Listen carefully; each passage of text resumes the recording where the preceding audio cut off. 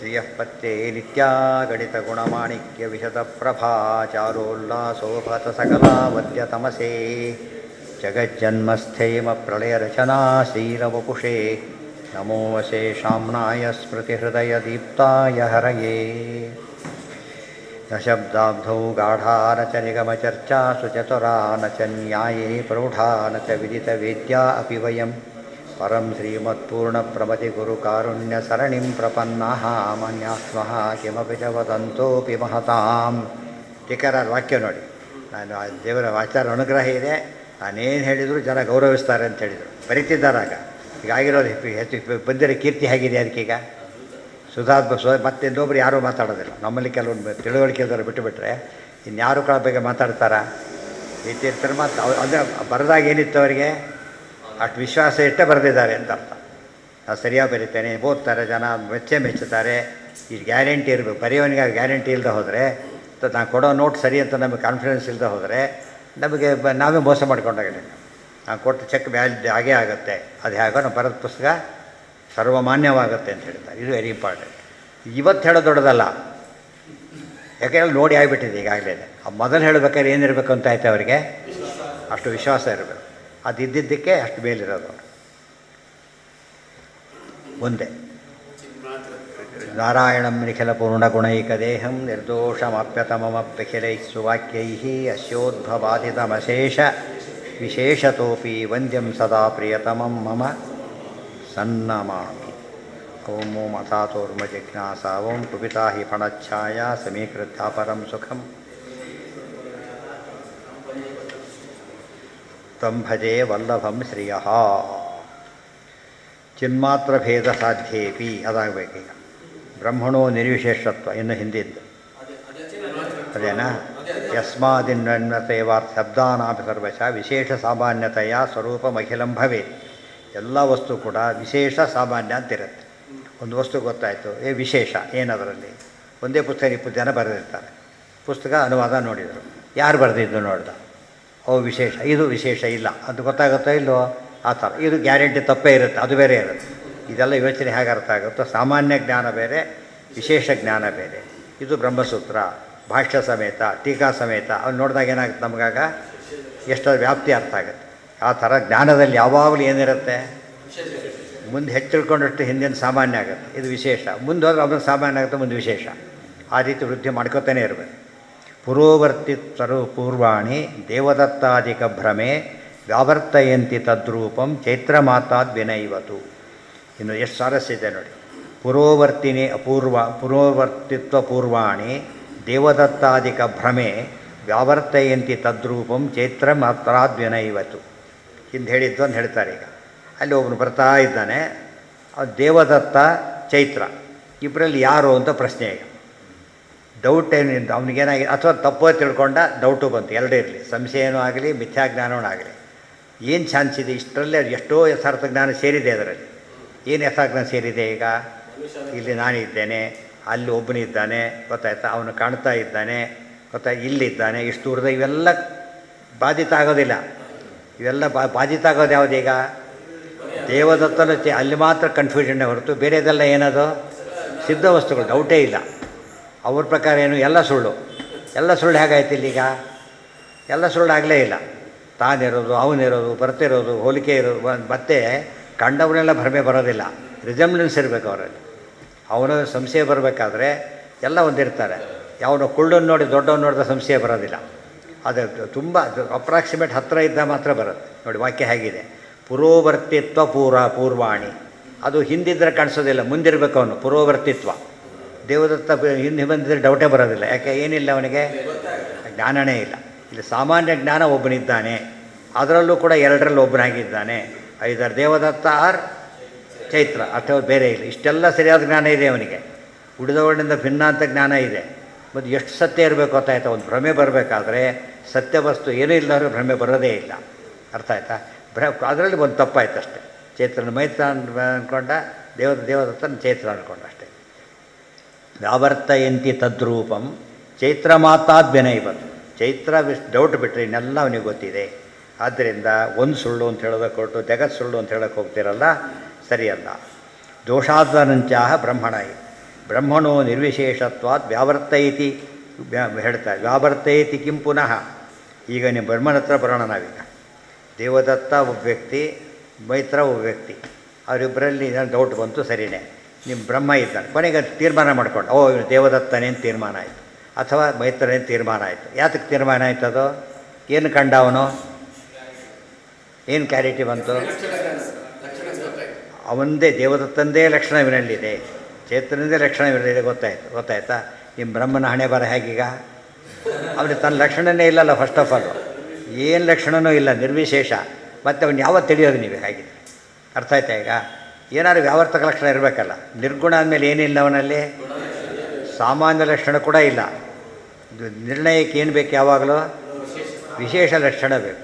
ಸಾಮಾನ್ಯ ಲಕ್ಷಣ ಇಲ್ಲದವನಿಗೆ ವಿಶೇಷ ಏನು ಹುಡುಕ್ತೀರಿ ನೀವೀಗ? ನಾನು ಇದನ್ನು ಬ್ರಹ್ಮ ಅಂತೀನಿ, ಉದಾಹರಣೆ ಪುಸ್ತಕನೇ ಬ್ರಹ್ಮ ಅಂತ ಏನು ಕೊಡ್ತೀರಿ ನೀವೀಗ? ಅಲ್ಲ ಅಂತೀರಿ. ಯಾಕಲ್ಲ? ಬ್ರಹ್ಮ ಲಕ್ಷಣ ಇಲ್ಲ ಅಂತ ಹೇಳಬೇಕಾದ್ರೆ ಲಕ್ಷಣವೇ ಇಲ್ಲಲ್ಲ. ಹಾಗೆ ಇಲ್ಲದಿರಬೇಕೆ ಲಕ್ಷಣ ಆಗೋದಾದರೆ ಅದು ಹೇಗೆ ವ್ಯಾವರ್ತನೆ ಮಾಡ್ತೀರಿ? ಅದು ನೋಡಿ ವಾಕ್ಯ ಹೇಗಿದೆ. ಬ್ರಹ್ಮಣೋ ನಿರ್ವಿಶೇಷತ್ವಾತ್ ವ್ಯಾವರ್ತಯತಿ ಕಿಂ ಪುನಃ. ವ್ಯಾವರ್ತಕ ಪದಾರ್ಥ ಯಾವುದಲ್ಲಿ? ಏನು ನೋಡಿ ಬೇರೆ ಅಂತ ತಿಳ್ಕೋಬೇಕು ಬ್ರಹ್ಮನ ಜೀವನ. ಬ್ರಹ್ಮಣ ಪುನರಿತಿ ಸಂಬಂಧ. ಕಿಂ ಕರ್ತೃ ಬ್ರಹ್ಮ ವ್ಯಾವರ್ತಯತಿ ನ ಕಿಮಪಿ. ಏನು ವ್ಯಾವರ್ತಕ ಲಕ್ಷಣವೇ ಅದರಲ್ಲಿಲ್ಲ. ಶಶಿವಿಷಾಣದಲ್ಲಿ ಯಾವ ಗುಣ ಹುಡುಕ್ಬೇಕು ನಾವೀಗ? ಶಶಿವಿಷಾಣ ಮತ್ತು ಗೋವಿಷಾಣಕ್ಕಿಂತ ಭಿನ್ನ ಅಂತ ಹೇಳಬೇಕು ನಾವೀಗ. ಏನು ಹುಡುಕ್ಬೇಕು ಗುಣ ಅದರಲ್ಲಿ? ಈಗ ಇಲ್ಲೇ ಇಲ್ಲ, ಫಸ್ಟ್ ಪದಾರ್ಥನೇ ಇಲ್ಲ ಅದರಲ್ಲಿ. ಇಲ್ಲದಿರುವಿಕೆ ಇದೆ ಅಷ್ಟೇ, ಸರಿ ಹೋಗಲೇ ಇಲ್ಲ. ತತ್ವಾದೀನಾಂ ಅಂಗೀಕಾರೇಪಿ ದೋಷಮಾಹ ಯಸ್ಮಾತ್ ಕಸ್ಮಾತ್ತಿತಪಿ ಅರ್ಥಾತ್ ತಾವಚ್ಚೇತ್ ಸಿದ್ಧ ಸಾಧನಂ. ಯಾವುದೋ ಒಂದು ವಸ್ತುವಿನಿಂದ ಭಿನ್ನ ಅಂತ ಹೇಳೋದಾದರೆ ಅಷ್ಟು ತಿಳ್ಕೊಳ್ಳೋ ಶಾಸ್ತ್ರ ಯಾಕೆ ಓದಬೇಕು ಅದಕ್ಕೆಲ್ಲ? ಅವನು ಶಶಿವಿಷಾಣ, ಅವನ ಉದಾಹರಣೆಗೆ ಶಶಿವಿಷ ಇಲ್ಲ ಅಂತ ಗೊತ್ತಿಲ್ಲ ಅವನಿಗೆ, ಅದು ಇರೋ ಪದಾರ್ಥ ಅಂತ ತಿಳ್ಕೊಂಡ್ಬಿಟ್ಟ. ಇಷ್ಟಾದರೂ ಕೂಡ ಏನು ನಷ್ಟ ಆಗಿರೋದು ಅವನಿಗೀಗ? ಏನು ತಿಳ್ಕೊಂಡಿದ್ದವನು? ಯಾವುದರಿಂದನೋ ಭಿನ್ನ ಅಂತ ತಿಳ್ಕೊಂಡು ಅಷ್ಟರಿಂದ ಮೋಕ್ಷ ಆಗಿಬಿಡತ್ತಾ? ಬ್ರಹ್ಮನ ಹೇಗೆ ತಿಳ್ಕೊಬೇಕೀಗ? ಬರೀ ವ್ಯಾವರ್ತಕ ಲಕ್ಷಣ ಸಾಲದು, ಯುನಿಕ್ಕಾಗಿರೋ ಲಕ್ಷಣವೂ ಬೇಕು. ಇದು ಅದಲ್ಲ ಬೇರೆ, ಅದಲ್ಲ ಅಷ್ಟೇ ಆಯ್ತು ಹೊರತು ಇದೇ ಅಂತ ಆಗಬೇಕಲ್ಲ. ಅದಕ್ಕೇನು ಗುಣ ಇರಬೇಕು? ಅದೇ ಅವನದ್ದೇ ಗುಣ ಇರಬೇಕಲ್ಲ. ಅದಕ್ಕೆ ಆಧಾರ್ ನಂಬರ್ ಕೊಡ್ತಾರೆ. ನಂಬರ್ ಏನಾಗುತ್ತೆ ಈಗ? ನಂಬರ್ ಇನ್ನೊಬ್ರು ಇನಿಷಿಯಲ್ಸು ನೇಮು ಸೇಮ್ ಇರಬಹುದು, ನಂಬರ್ ಸೇಮ್ ಇರಲಿಕ್ಕಾಗಲ್ಲ. ನಂಬರ್ ಕೊಡ್ತಾರಲ್ಲ ಹಾಗೆ.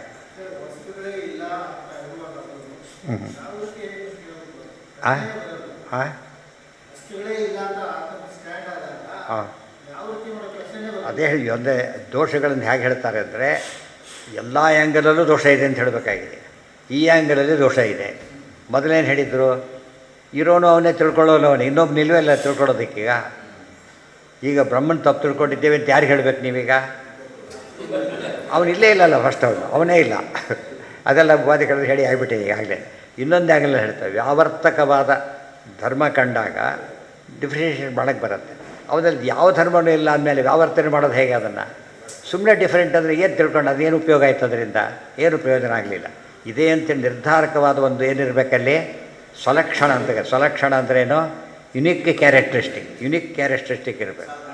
ದೇವರಲ್ಲಿ ಏನಿದೆ ಅಂತ ಯುನಿಕ್? ಈಗ ಅನಂತಾನಂತ ಕಲ್ಯಾಣ ಗುಣ ಪರಿಪೂರ್ಣ, ದೋಷ ದೂರ, ಯುನಿಕ್ ಇದು. ಬೇರೆ ಯಾರಲ್ಲೂ ಸಿಗತಕ್ಕ ಲಕ್ಷಣ ಅಲ್ಲ ಇದು. ಸ್ವಾತಂತ್ರ್ಯ ಯಾರಲ್ಲೂ ಇಲ್ಲೇ ಇಲ್ಲ. ನಿಮ್ಮಲ್ಲಿ ಏನು ಹೇಳ್ತೀರಿ ನೀವು ಅದರಲ್ಲಿ ಈಗ ಅಂತ ಪ್ರಶ್ನೆ ಬಂತು. ಜಿಜ್ಞಾಸೆ ಮಾಡೋದೇನು ಬಂತು? ಚಿನ್ಮಾತ್ರತ್ವಂಚ ನೈವೇಷ್ಟಂ ಅವಿಶೇಷತ್ವವಾದಿನ. ಅದೆಲ್ಲ ಹೇಳಬೇಡಿ. ನಾವು ಚಿನ್ಮಾತ್ರ ಅಂತ ಹೇಳಿಲ್ವ ಅಂತ ಕೇಳ್ತಾನೆ. ಹೋಲಿ ಚಿತ್ವ ಇದೆಯೇ ಆಗಿದೆ? ಅದೂ ಇಲ್ಲ. ಚಿನ್ಮಾತ್ರ ಅಂದ್ರೇನು? ಜಡ ಭಿನ್ನನಾಗಿರೋರು ಅಂತ ಅರ್ಥ. ಜ್ಞಾನ ಮಾತ್ರ ಅಂಥೇಳಿ. ಜ್ಞಾನ ಮಾತ್ರ ಅಂತ ಹೇಳಿದರೆ ಸಮಸ್ಯೆ ಬಂತೀಗ. ಜ್ಞಾನಕ್ಕೆ ಏನಿರಬೇಕು? ಯಾವಾಗಲೂ ಏನಿರಬೇಕು ಜ್ಞಾನಕ್ಕೆ? ಜ್ಞಾತೃ ಜ್ಞೇಯ ಇರಬೇಕು. ಅವನಿಗೆ ಯಾವನ ಜ್ಞಾತೃ ಯಾರು? ಬ್ರಹ್ಮನ ತಿಳ್ಕೊಳ್ಳೋನೇ ಅವನೀಗ. ಅವನೊಬ್ಬನೇ ಇರೋದು. ಅವನ ತಿಳುವಳಿಕೆ ಇಲ್ಲ. ಯಾಕೆ? ಗುಣ ಬಂದುಬಿಡುತ್ತೆ ಅವನಲ್ಲಿ, ತಿಳುವಳಿಕೆ ಇಲ್ಲ. ಯಾರು ತಿಳ್ಕೊಬೇಕೀಗ? ಮತ್ತೊಂದು ಮಾತು ಹೇಳಿದ್ದಾನೆ, ಏನಂತ? ಕರ್ತೃಕರ್ಮ ವಿರೋಧ ಬರುತ್ತೆ ಅಂತ ಹೇಳಿದ್ದಾನೆ. ತನ್ನೇನೆ ತಾನು ತಿಳ್ಕೊಳಕ್ಕೆ ಬರೋದಿಲ್ಲ ಬ್ರಹ್ಮ. ಯಾತಕ್ಕೆ? ಕರ್ತೃಕರ್ಮ ಏನಾಗಿರ್ಬೇಕು ಯಾವಾಗಲೂ? ಮತ್ತು ಬ್ರಹ್ಮನ ತಾನು ತಿಳ್ಕೊಳ್ಳೋ ಹಾಗಿಲ್ಲ, ಬೇರೆಯವನಿಲ್ಲ. ಮತ್ತು ತಿಳುವಳಿಕೆ ಯಾರಿಗೆ? ಇಷ್ಟೆಲ್ಲ ಪ್ರಶ್ನೆ ನೀಟಾಗಿ ಓದಿದರೆ ಆವಾಗ ಇವರು ವಾಕ್ಯಾರ್ಥ ಮಾಡೋಕ್ಕೆ ಯಾವ ಬರೋದಿಲ್ಲ ವಿಷಯಗಳೆಲ್ಲ. ಎಲ್ಲೆಲ್ಲೋ ಹೋಗಿಬಿಡ್ತಾರೆ. ಆದ್ದರಿಂದ ಅದು ಗೊತ್ತಾಗೋದಿಲ್ಲ. ಸೆಮಿನಾರ್ ಮಾಡಿದರೆ ಉಪಯೋಗ ಆಗುತ್ತೆ. ಒಂದು ವಿಷಯ ಪೂರ್ತಿ ಮುಗಿಸೋರಿಗೆ ಮಾತಾಡೋಂಗಿಲ್ಲ ಅವರು. ಆ ಯೋಚನೆ ಮಾಡೋಕ್ಕೆ ಶುರು ಮಾಡ್ತಾರೆ. ಇಲ್ಲಿ ಶುರುವಾದರೆ ಎಲ್ಲಿ ಹೊತ್ತು ಯಾರಿಗೂ ಗೊತ್ತಾಗಲ್ಲ, ಎಲ್ಲೆಲ್ಲೋ ಹೋಗಿಬಿಡುತ್ತೆ. ಹೇಳೋದು ಅದು ಕನೆಕ್ಷನೇ ಇರೋದಿಲ್ಲ. ನಮ್ಮ ಸಿದ್ಧಾಂತ ಅವ್ರಿಗೆ ಗೊತ್ತೇ ಆಗೋದಿಲ್ಲ ಫಸ್ಟು. ಇದು ಗೊತ್ತಾದರೆ ಏನಾಗುತ್ತೆ ಅವರಿಗೆ, ಓ ಎಷ್ಟು ಪಾಯಿಂಟ್ ಇದೆ ಅಂತ ಗೊತ್ತಾಗುತ್ತೆ. ಅದಕ್ಕೆ ತಿಳ್ಕೊಂಬಿಡುತ್ತೆ ಆಚಾರ್ಯ ಏನು ಮಾಡಿದರು, ಪೂರ್ತಿ ಓದ್ಕೋತಾ ಬಂದರು. ಆಗ ಅವ್ರಿಗೆ ಒಂದು ವಿಷಯ ಗೊತ್ತಾಯ್ತು, ಏನಿದು, ಇದು ಅತ್ಯಂತ ಶ್ರೇಷ್ಠವಾದ ಸಿದ್ಧಾಂತ, ಬೇರೆ ದೋಷಗಳು ಯಾವುದೂ ಇದರಲ್ಲಿ ಇಲ್ಲ. ಆಗ ಅನುಕೂಲ ಆಯಿತು. ಇವ್ರಿಗೆ ಒಂದೆರಡು ವಾಕ್ಯ ತೊಗೊಂಡು ಗಂಟೆ ವಾದ ಮಾಡ್ತಿದ್ರೆ ಹಿಂದೆ ಮುಂದೆ ಗೊತ್ತಾಗೋದಿಲ್ಲ. ನಾವು ಆಚರಿಸಿ ಅವರಾಗಿ ಬಂದಾಗ ಬೇರೆ ಮಾತಿಲ್ಲ, ನಾವು ಸೋಲಿಸ್ತೀವಿ ಅಂತ ಬರ್ತಾರೆ, ಅವಾಗ ವಾದ ಮಾಡಬೇಕು, ಗೆಲ್ಲಬೇಕು, ವಿಷಯಾಂತರ ಮಾಡೋಕ್ಕೆ ಬರೋದಿಲ್ಲ. ಗೊತ್ತಾಯ್ತಾ?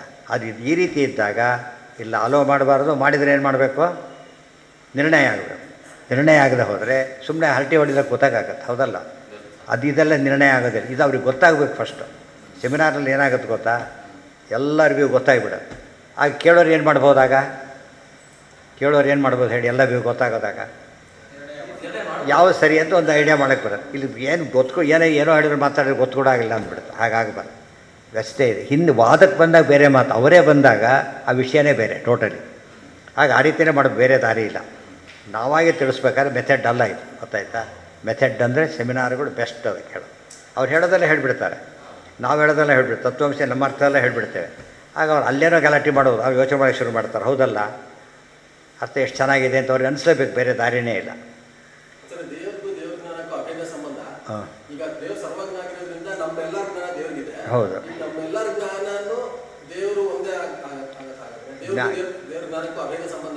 ಅದಕ್ಕೇನು ಹೇಳಿದ್ವಿ ನಾವು, ಅದಕ್ಕೆ ಏನು ಹೇಳಿದ್ವಿ, ದೇವ್ರ ಜ್ಞಾನ ಯಾವಾಗ ವಸ್ತುವಿನ ಜ್ಞಾನ, ಎಲ್ಲರೂ ಒಂದೇ ವಿಷಯ ತಿಳ್ಕೊಂಡು ಅಂತ ತಿಳ್ಕೊಂಬಾರ್ದು. ನಮ್ಮಲ್ಲೇ ಎಲ್ಲ ಒಂದೇ ವಿಷಯ ತಿಳ್ಕೊಂಡ್ರೆಲ್ಲ ಒಂದೇ ಬಿಡ್ತಾರೆ. ಹಾಗಿದ್ರೆ ಇಲ್ಲ, ಏನಿದೆ ಇಲ್ಲಿ ವಿಶೇಷ ಇದೆ. ಮತ್ತು ವಿಶೇಷ ಏನು ಮಾಡುತ್ತದೋ, ವಸ್ತುವನ್ನು ವಸ್ತುವಾಗೇ ಇಡುತ್ತೆ, ಇದನ್ನಾಗೆ ಇಡುತ್ತೆ, ಐಕ್ಯ ತರೋದಿಲ್ಲ.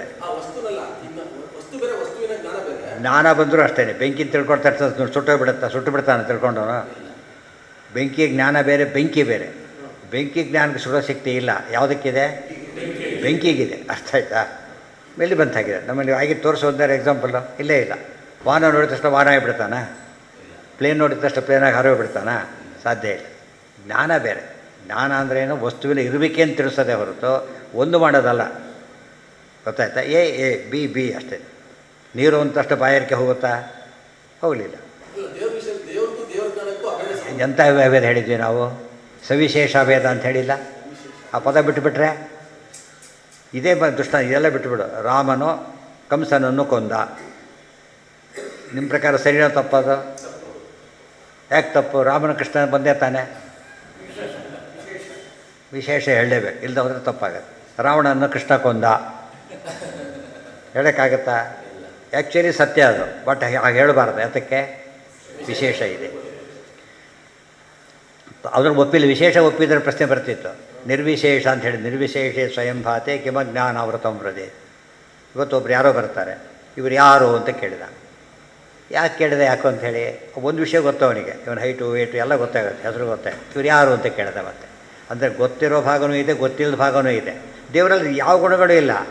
ಇದು ತಿಳ್ಕೊಳ್ಳೋದೇನು ಬಂತೀವಿ ಅರ್ಥ. ಅವ್ರ ಮಗ, ಓ ಅರ್ಥ ಆಯ್ತು ಇವನಿಗೆ, ಅರ್ಥ ದೇವ. ಅದಕ್ಕೆ ವಿಶೇಷ ಪದದಲ್ಲಿ ಅದೆಲ್ಲ ಪ್ರಾಬ್ಲಮ್ ಸಾಲ್ವ್ ಆಗುತ್ತೆ. ಚಿನ್ಮಾತ್ರತ್ವಂಚ ನೈವೇಷ್ಟಂ ಅವಿಶೇಷತ್ವವಾದಿನಃ. ಚಿನ್ಮಾತ್ರತ್ವ ಹೇಳಿ ಏನೂ ಉಪಯೋಗ ಆಗಲಿಲ್ಲ. ಯಾಕೆ? ಚಿನ್ಮಾತ್ರ ಭೇದ ಸಾಧ್ಯೇಪಿ ಸ್ವಾಭೇದಾಂಗೀಕೃತೇರೇವ. ಸ್ವಾಭೇದ ಆಗಿದ್ದರೆ ಸಿದ್ಧಂ ತತ್ ಪ್ರತಿವಾದಿನಃ. ಅದೇನದು ಚಿನ್ಮಾತ್ರ, ಅದು ಮೊದಲೇ ಗೊತ್ತಿರೋ ವಿಚಾರ, ತಿಳ್ಕೊಂಡು ಏನು ಮಾಡೋದಿದೆ? ಇಷ್ಟೆಲ್ಲ ಮಾಡಿ ಹೇಳಿದ್ದೇನವನು ಚಿನ್ಮಾತ್ರ ಅಂತ ಅಷ್ಟೇ ಹೇಳಿದ್ದು. ಯಾವುದ್ರ ಜಡ ಅಲ್ಲ ಅಂತ ಅಷ್ಟೇ ಹೊರತು ಯಾರು ಅಂತ ಆಗಲೇ ಇಲ್ಲ. ನಾವು ಚಿತ್ತ ಇವತ್ತೆ ಸೊ ನಾವೇ ಬ್ರಹ್ಮ ಆಗ್ತೀವ? ಹೂ ಅಂತ ಹೇಳ್ತಾರೋ. ಬಟ್ ಆಗಿದ್ದು ಏನಿರಬೇಕಲ್ಲಿ? ಬ್ರಹ್ಮನ ಪೂರ್ಣತ್ವ ಇರಬೇಕು. ನಮ್ಮಲ್ಲಿ ಪೂರ್ಣತ್ವ ಇಲ್ಲ ಅಂದಮೇಲೆ ಏನರ್ಥ? ಬ್ರಹ್ಮ. ಎಷ್ಟೋ ಸರ್ತಿ ಅಂತ ಹೇಳಿಲ್ಲ, ಯಾವುದೊಂದು ಲೆಟ್ರ್ ಬರುತ್ತೆ ನಿಮಗೆ. ಯಾವಾಗ ಬಂದಿತ್ತಂತೆ ಯಾರೋ ಒಬ್ಬರಿಗೆ, ಎಷ್ಟೋ ಕೋಟಿ ರೂಪಾಯಿ ಬಿಲ್ಲು, ಲೈಟ್ ಬಿಲ್ಲು ಕೋಟಿ ರೂಪಾಯಿ ಗಟ್ಟಲೆ. ಅವ್ರು ನೋಡಿ ಹರಿದು ಬಿಸಾಕ್ಬಿಡ್ತಾರೆ. ಅದ ಕರೆಂಟೇ ಇಟ್ಕೊಂಡು ಬರೀಲಿ, ಕರೆಂಟ್ ಚೆಂಡ ತೊಗೊಂಡಿಲ್ಲ ಫಸ್ಟ್ ಅವನು ಯಾವುದೋ ಹಳ್ಳಿಗೆ. ಅದು ಗಾಬರಿ ಆಗಿಬಿಡ್ತಾನೆ ಅವನ. ಚಾನ್ಸೇ ಇಲ್ಲ ನೋಡಿ, ಎಲ್ಲಿದೆ ಅಂತ ಇಲ್ಲದೇ ಇಲ್ಲಲ್ಲ ಫಸ್ಟ್ ಅದು. ಆ ರೀತಿ ಆಗುತ್ತೆ. ಆದ್ದರಿಂದ ಸರಿಯಲ್ಲ. ಅಲ್ಲಿಗಿಲ್ಲ. ನಾಳೆ ದಿವಸ ಮುಂದುವರಿಯುತ್ತೆ. ನಾಡಿದ್ದಕ್ಕಿಂತ ದಶಮಿ, ನಾಡಿದ್ದು ದಶಮಿ ಮುಗಿಸೋಣ ಅಂತಿರೋದಲ್ಲ, ನಾಳೆ ಆಗುತ್ತೆ. ಅವತ್ತೇ ಭಾಗವತ ತಾತ್ಪರ್ಯ ಶುರುವಾಗುತ್ತೆ. ಪುಸ್ತಕ ತಂದುಬಿಡ್ಬೇಕು ದಶಮಿ ಅಂದರೆ ನಾಡಿದ್ದು.